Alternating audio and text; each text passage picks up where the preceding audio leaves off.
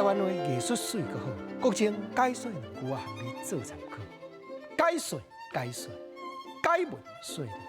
好朋友国情就你来研究清朝时代一位来到台湾做官的诗人老家无先生，伊有连续写100首的海吟诗，其中一首来讲过去伊眼来看到清朝这失民做快的百姓，惨负外重外凄惨的情形。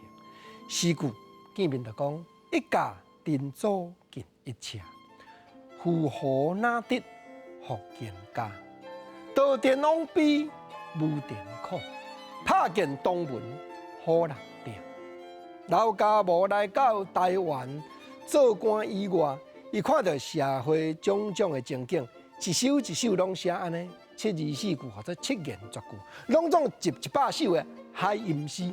尤其每一首拢家己写注解，亲像这首咧讲老家无家己注解，讲台湾的产妇比较内地。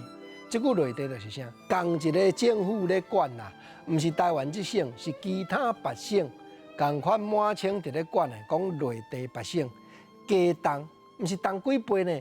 重几60倍呢？毋则讲吼，迄个产妇已经重，无再着搁加啊啦。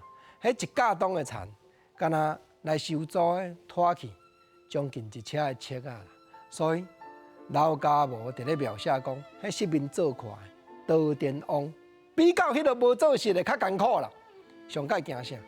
惊夜夜来到门口埕咧等要收产妇要收租。迄款人民间称呼做好老爹。啊，哪会讲做好老爹？讲一个台湾的历史，大家探讨。因为清朝时代一句俗语话讲：3年官2年满。做官的无在着讲谈台湾点久，毋过吼，官人下骹手，遐个捕快，遐个夜夜，迄免换呢，永远。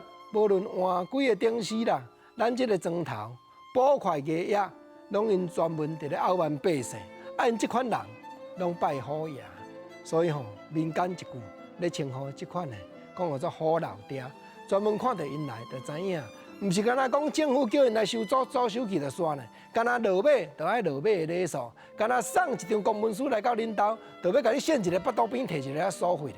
这诗句就是对老家无海吟诗会当看甲真拄真，真正台湾的历史拢伫台湾的汉诗内底。